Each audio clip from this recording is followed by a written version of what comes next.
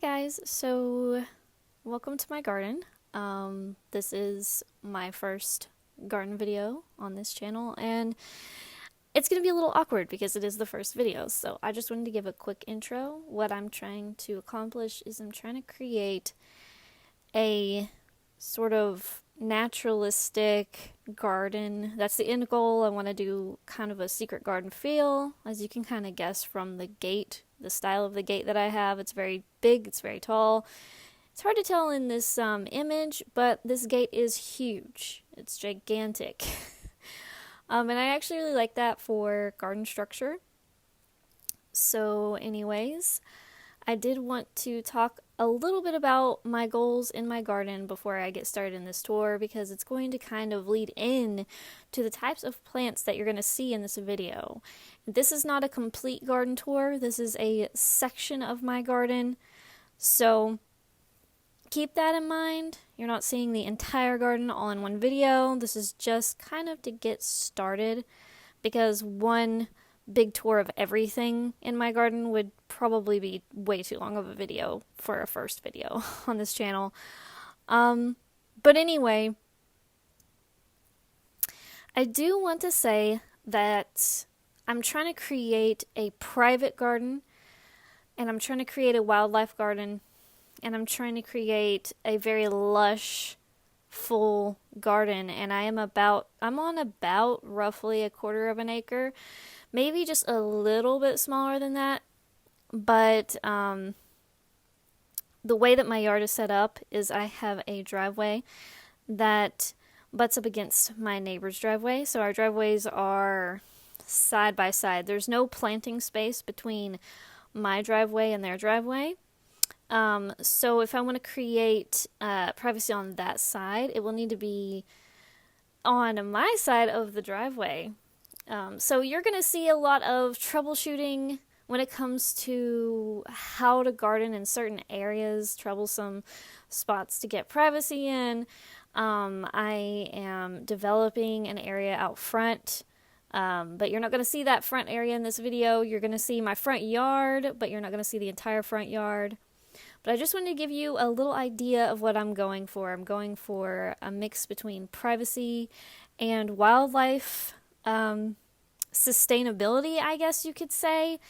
I've recently gotten obsessed with native plants, so a lot of my plants in my garden are not native, but I've been, over the past year, buying a lot more native plants. So you're going to see kind of like this, over time, hopefully, you'll see kind of this transformation between just general gardening more towards a native plant garden. Of course, I'm not going to get rid of all of my non-native plants. I'm not saying that.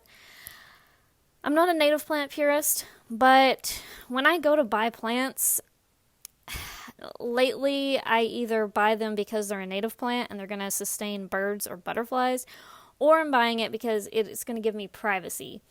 So, but more on that later. We'll get into the nitty-gritty later, but let's go ahead and jump into this tour. Okay, so this is inkberry. I've got 2 inkberries flanking my gate.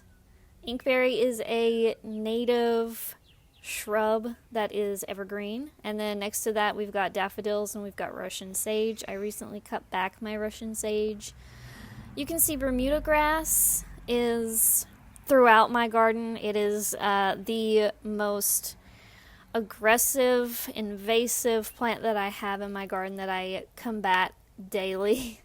Here's yarrow. Yarrow is a really great plant, has really fragrant foliage, has really pretty flowers. The yarrow that I have, I forget the name, it's like summer berry or something. I can't remember the exact type, so forgive me, but it produces lots of different colors like white, cream, pink, purple, red, like several different kinds of colors. And then I have a peony right here. And I forget what type of peony this is. I apologize. This is Purple Homestead Verbena. I love it. I don't think it's native, but you can just see why I grow it. It is like intense purple. The butterflies absolutely love this. It blooms for so long. I don't even remember, but it blooms for so long, early in the spring all the way through summer. I mean, it's crazy. So even though I don't think it's a native, I have to have it in my garden. The swallowtails are obsessed with it, and I'm obsessed with swallowtails. So now we're panning to the gate here. You can see I have a little shelf to the left of the gate, which was kind of just a functional thing to like make the gate actually have all the support that it needs, the posts that it needs. But then it kind of inadvertently created this shelf, which I like to sit things on. But anyway, we've got some Dusty Miller here and the other inkberry. The inkberry is going to give me some evergreen structure and some privacy in a few years, hopefully. It may not get super tall because it's the shamrock variety of inkberry, but it's going to give me some kind of short hedge privacy. Behind it is a Carolina jessamine vine, which you can't actually see right now because I panned away. But Carolina jessamine is an evergreen vine native to my area. By the way, I'm in the southeast. I'm in East Tennessee. So, yeah, I got zapped. I got, like, static electrified by the Dusty Miller. But anyway, so I'm in East Tennessee. So when I say it's native to my area, I'm talking about where I'm located. And my garden is Zone 7A. So keep that in mind with all of my videos. I am gardening in Zone 7A of the United States. Here's bee balm. This is another native plant. This is the wild bergamot, I think is what it's called, or monarda. Very fragrant leaves, very beautiful flowers that hummingbirds go crazy for. And I'm not going to be able to name all the plants because I have a lot of plants stitched together right here, but I've got Verbena bonariensis, which you're looking at right now. It's going to have beautiful purple flowers on clusters at the top that butterflies go insane for. You're going to see the Carolina cranesbill, which is the little ground cover you're going to see throughout here. It kind of looks like a geranium. You're going to see forget-me-nots, which are on the left there, kind of the bluish green. You're going to see strawberries, which is the typical edible strawberries. You're going to see... There's like this little... I don't know what it is. It's like a little succulent or a sedum that I can't remember if it's native or not, but you're going to see that just kind of... It just volunteers everywhere. I have a thornless blackberry on that little trellis over there. I have Canterbury bells mixed with sedum, mixed with strawberry, mixed with Carolina cranesbill. This is my favorite area of the garden when it comes to like things being so stitched together, and you can see the violets over there. Those violets are native. They are host plants for fritillary butterflies.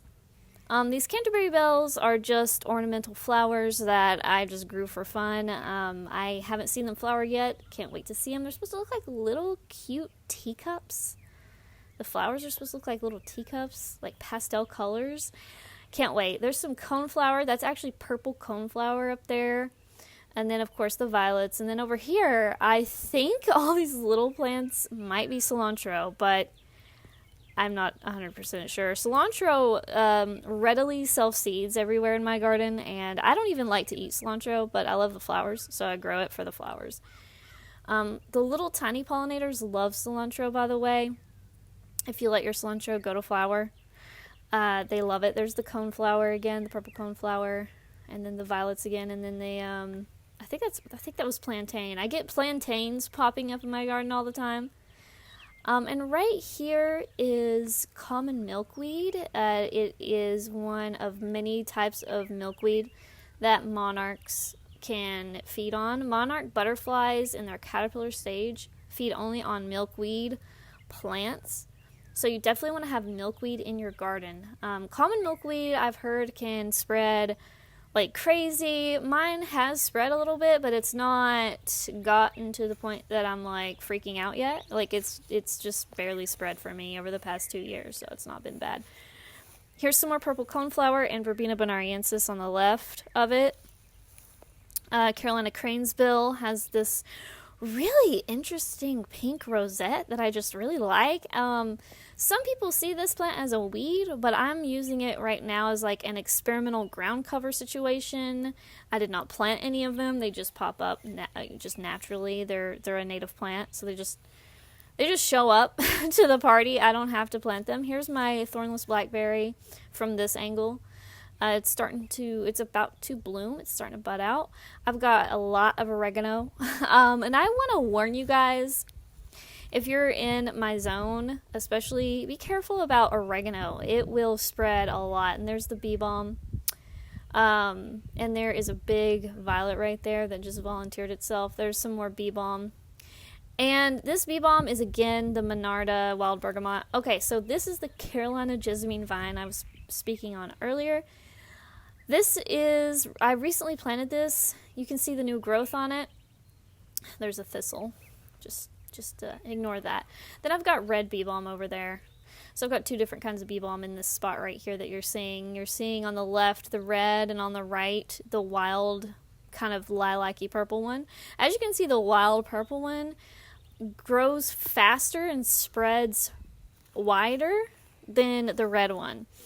Over here I've got sage. I had to stake them because they were just flopping all over my pathway. I got sedum right underneath of them. But as you can see, the sage is about to bloom, it looks like. I haven't seen the blooms yet, so I'm curious what they look like. But I absolutely love the smell of the sage.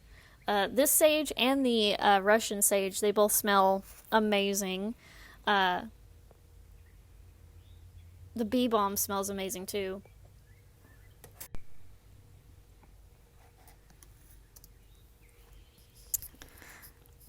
But yeah, I can't wait to see what these flowers are gonna look like. Over here I've got a carrot. I want it to go to seed. I want it to go to flower. And then I have some weeds, and then down here I don't know what this is.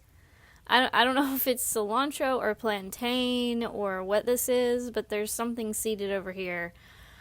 I'm kind of just letting it grow a little bit so I can see what it is. Here's more of that Carolina cranesbill. And it's got like a really fuzzy rosette in the middle. I think it's called a rosette. I'm still learning all the terminology. I think those are forget-me-nots. There's creeping Jenny. I recently found out that's what that was. I was getting it mixed up with other things. And I've got more Canterbury bells and bee balm together. And I just think they look so cool together, honestly. And I just cannot wait to see these Canterbury bells bloom because, again, I haven't seen them bloom yet. The bee balm has spread over to this direction, which is great. I actually really prefer things that spread, native plants that spread specifically, because I, again, struggle with Bermuda grass, and that stuff takes over, so I need something that can kind of outcompete that. Poppies. I don't know what kind. It's the orange poppies. Here's my rosemary.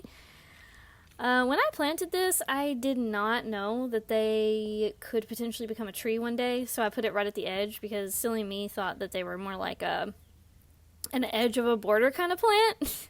I don't know why I thought that, but I did, but it smells so good, so. And then I recently planted these little junipers. Oh, I forget the name of them off the top of my head. But they are, let's see if I can grab the name real quick. They are Juniperus scopulorum skyrocket. So they're basically like skyrocket junipers. Hopefully that helps you guys. I think the little seedlings that I just showed a second ago are cucumber, but I'm not sure. They just reseeded themselves. I did not plant those this year. More creeping Jenny, an old dead log. I like to keep dead wood here and there. There's a larkspur right there just randomly popping up through the creeping Jenny. Irises, I think these are called bearded irises if I'm not mistaken. They're absolutely gorgeous. They create almost like a short hedge situation. There's the gate. I really love the gate. Okay. Here is the blue star juniper, I think is what it's called. I'm really into blue foliage, like blue-green foliage. Here's some more purple coneflower. Multiple ones. There's actually, what is that? Like 4 or 5 plants right there. There's a larkspur popping up there. Larkspur pops up kind of late in my garden compared to other people, like on YouTube, I notice other people, even in like a similar zone to me, it just seems like their larkspur pops up faster than mine. I don't know why. Here is what I think is magic carpet spirea. I should have bought 2 of these when I bought this, because I should have like flanked them, like symmetrically, along the archway, but silly me, I only bought one because I'm kind of a plant collector. But after I've already had that plant for multiple years, I found out that it's not the best to plant it. Like, supposedly it's like an invasive, but I haven't seen it spread, so maybe mine is sterile. But anyway, here is an elderberry. This is the I think it's canadensis elderberry. Let's see if I can pull that name up too. It is Sambuscus canadensis Johns. It's the Johns type cultivar, I guess is what you would call it. I've got a tulip poplar tree in a pot because my yard is way too small to grow big trees. Here's a cilantro that's just popping up on its little own. There's a forget-me-not popping up on its own. There's a little bit of a mess. I like baskets, but they deteriorate in the weather, so sorry about the mess. Here is my lance leaf coreopsis, which, okay, fun fact about this plant, I absolutely love it because it survives in my containers with only rainwater. Like, on my patio, I don't have to water it. So, and it's a native, so lance leaf coreopsis is a great plant. This is a volunteer. I think it's some sort of tree, but I'm still not sure what kind. I have been told it could be black walnut. I've been told it could be staghorn sumac. I'm not sure. So if anybody knows, leave me a comment down below. I think I might actually pull it out of the pot just to see what, like, if the nut is there. Like, if it's black walnut, there should be a nut stuck to the roots. Still, I think it's still small enough for that. There's my mess. Here's some salvia. I really need to go in and clean this bed up. It is kind of messy right now. Kind of is just it's way messier than kind of, but. And here's a little sweep of this section of the garden, so you can kind of get an idea of just what everything looks like from this angle. There's the archway. Recently added some crepe myrtle branches to it because my neighbor across the street just completely chopped their crepe myrtles down really low. And personally, I almost had a heart attack.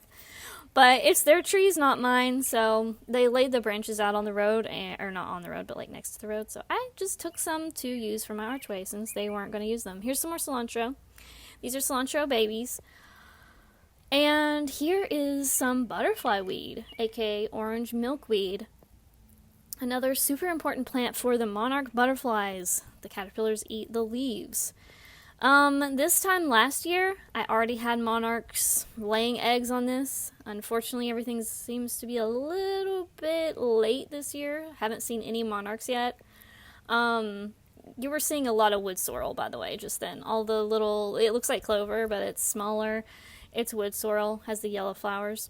The blue foliage you just saw is really, really soft, and it's called Artemisia silver mound. It is so good. I love it. There's some more bearded irises. Daylilies to the left of that. There was a peony in the left corner. Lots of blanket flower. Lots of native seedlings are coming up. There's some hostas. A random kale plant that's not liking the spot. I'll probably need to pull that out. Got some phlox. Some I think they're canna lilies. I got a lot of random stuff in here. More phlox. Back to the purple verbena, homestead, whatever. And then my original peony. This is my original peony. The first peony I ever planted here. And I don't even know what year I planted it. I planted it years ago. Okay?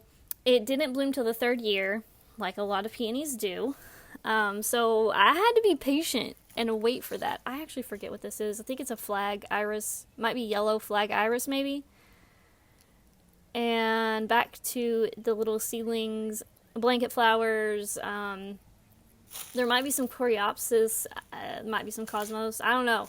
There's a lot going on here. I can't even tell it all apart. But I've got like these little tiny baby liatris plants. They're actually year 2. They're going on year 2. When I put them in last year, they didn't really grow much bigger than this. They didn't flower. They didn't do anything. But this year, I'm hoping that they do something because I really want to see those liatris flowers. Here is one of my 2 new peonies. And by new, I mean this is the 3rd year, so this should be the year they actually first bloom.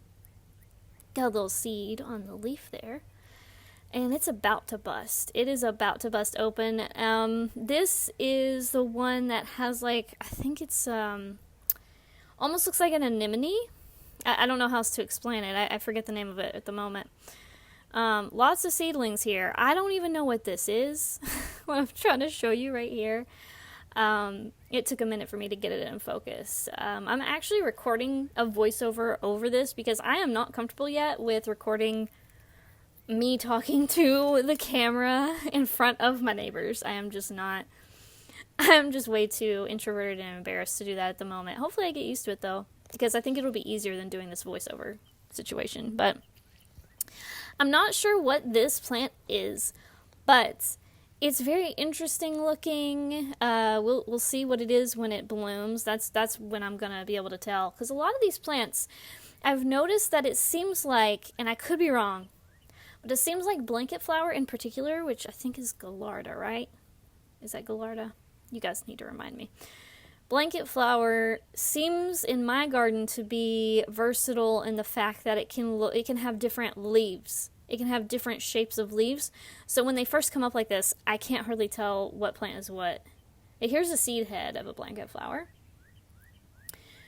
And so some of these might be blanket flower, and then you'll turn and you'll see totally different leaves, and that also might be blanket flower. I'm still figuring this out because I planted lots of southeast native seeds here. And so, but then again, they're also mixed in with whatever the birds decide to bring over. So I really am excited about these plants. These are partridge pea. They're native as well. And I'm excited because I only had like 1 or 2 plants last year. And they seeded themselves, so there's multiple little babies throughout this bed. It is so exciting.